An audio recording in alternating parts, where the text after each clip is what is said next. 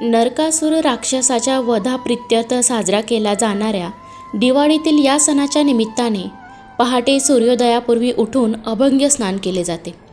या दिवशी ब्राह्मणांना भोजन आणि वस्त्राचे दानही दिले जाते. या सणाचे महत्त्व आणि करण्यात येणाऱ्या कृतीमागील शास्त्र या व्हिडिओमध्ये आपण समजून घेऊया. नरकासुर वध तिथी अश्विन वद्य चतुर्दशी. इतिहास श्रीमद भगवत पुराणात अशी एक कथा आहे. पूर्वी प्राग्य ज्योतिषपूर येथे भैमासूर किंवा नरकासूर या नावाचा एक बलाढ्य असुर राज्य करत होता. देव आणि मानव यांना तो फार पीडा देऊ लागला. या दृष्ट दैत्य स्त्रियांना पीडा देऊ लागला.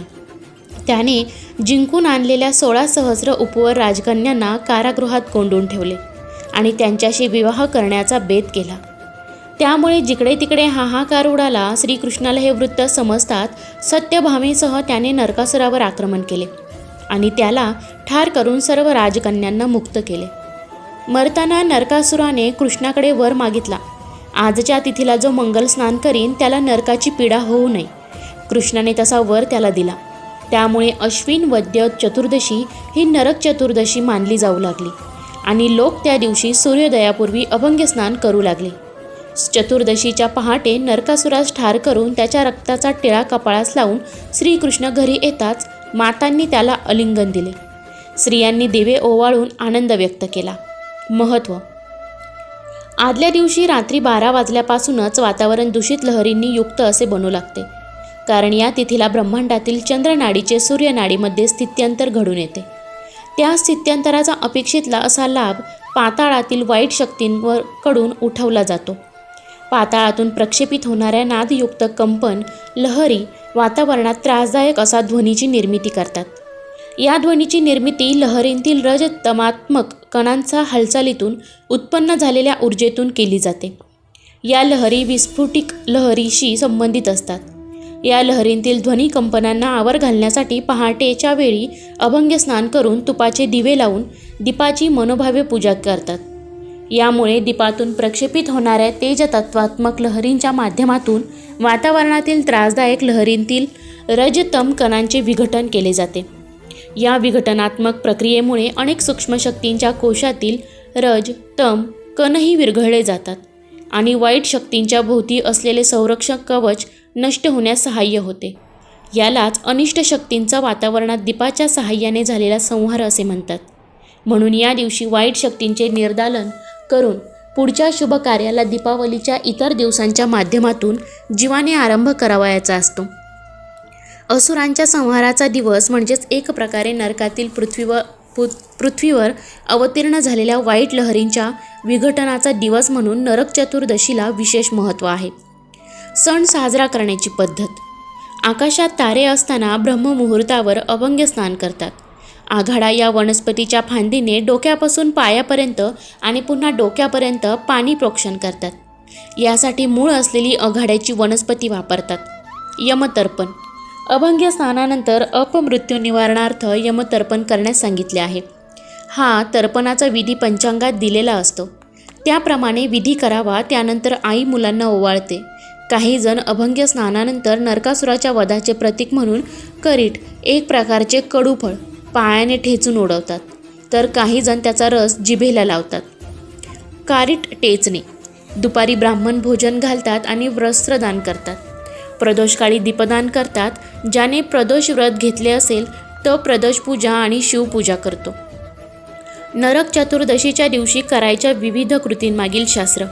ब्राह्मण भोजन नरक चतुर्दशीच्या दिवशी ब्राह्मण भोजन देणे म्हणजे धर्मस्वरूप अवतरित होऊन कार्य करण्यासाठी आल्यामुळे कृतज्ञता व्यक्त करणे.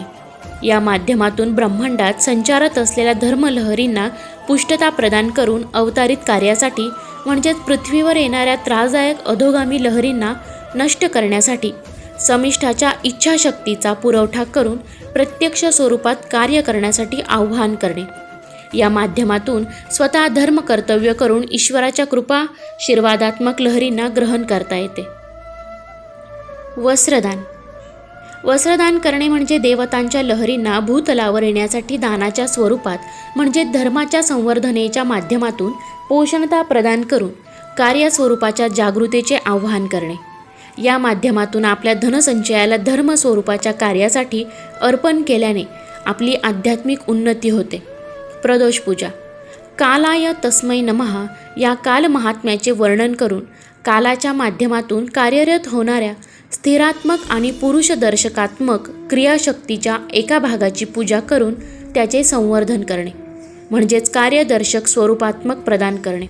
या माध्यमातून कालमहिमा चित्तावर विवंबून त्याचप्रमाणे आचरण करून उच्च स्तराची अवस्था प्राप्त करून धर्म आचरता येतो. शिवपूजा. समष्टीला त्रास देणाऱ्या अधोगामी लहरींच्या निर्दालनासाठी जागृत झालेल्या ईश्वराच्या मारक स्वरूपाच्या सगुणतेला पूजेच्या माध्यमातून कृतज्ञता व्यक्त करणे. या माध्यमातून ईश्वराच्या प्रत्येक कृतीत आपुलकी निर्माण होऊन भाववृद्धी होऊन ईश्वराशी एकरूपता गाठण्याच्या दिशेला वाटचाल होते. आजही आहे नरकासुराचा मायालोक, मार्ग आणि पर्वत. युद्धात श्रीकृष्ण पडले होते बेशुद्ध. त्यानंतर पत्नीने केला या राक्षसाचा वध. आज नरक चतुर्दशी आहे. भगवान श्रीकृष्ण आणि त्यांची पत्नी सत्यभामा यांनी नरकासुरा या राक्षसाचा वध केला.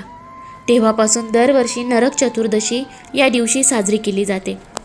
श्रीमद भागवत पुराणात नरकासुराचे निवासस्थान ज्योतिषपूर मानले गेले आहे, जे सध्याचे आसाम आहे. कामरूपी आणि मायालोक अशीही याची नावे आहेत.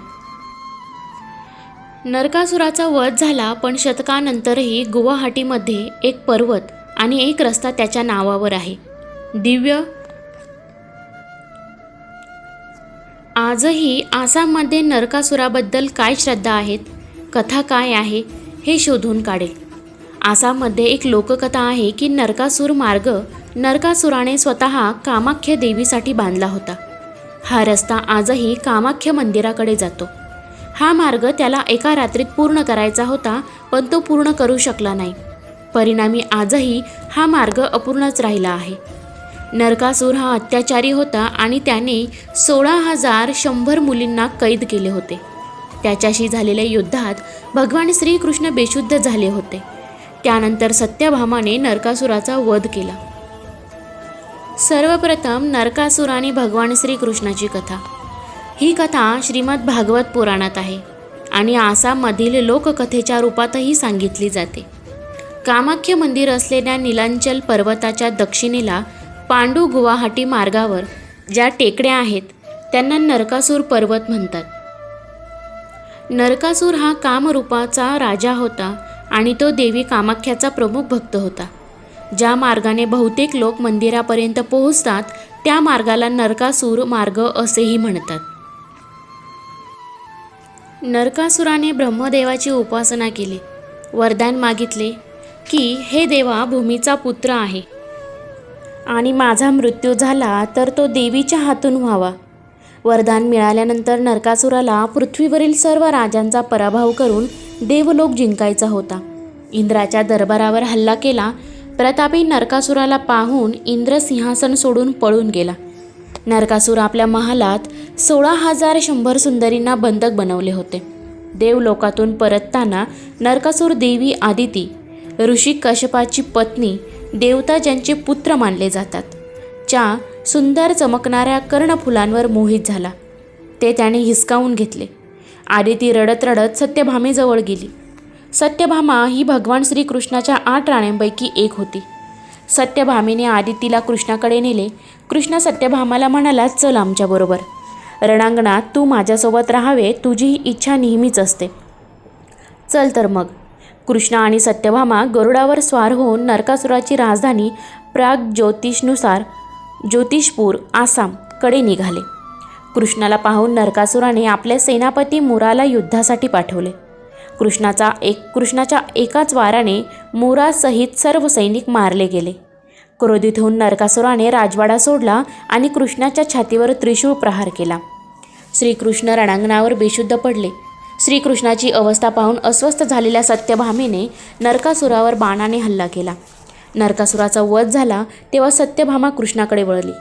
तिने श्रीकृष्णाला उठवण्याचा प्रयत्न केल्यानंतर श्रीकृष्ण हसत उभे राहिले. ही त्यांची लीला होती. सत्यभामा साक्षात पृथ्वीचाच अवतार होता आणि नरकासुराला मातेनेच मारावे असे वरदान होते. म्हणून त्याचा वध झाला. या युद्धानंतर 16,100 सुंदरी नरकासुराच्या बंदिवानासातून मुक्त झाल्या. आदिती देवीला कर्णफुले प्राप्त झाली. ज्या दिवशी मायलोकचा राजा नरकासुराचा वध झाला त्या दिवशी छोटी दिवाळी साजरी केली जाते. नरकासूर कैदेतून मुक्त झालेल्या मुलींनी श्रीकृष्णाला वेढा घातला आणि विचारले, आता आम्हाला कोण स्वीकारेल? तुम्ही आम्हाला स्वीकारा. भगवान श्रीकृष्ण म्हणाले, मी तुम्हा सर्वांना माझे नाव देईन आणि आयुष्यभर तुम्हा सर्वांचे पालन पोषण करेन. भगवान श्रीकृष्णाने त्या सर्व मुलींशी विवाह केला. नरक चतुर्दशी का आहे खास?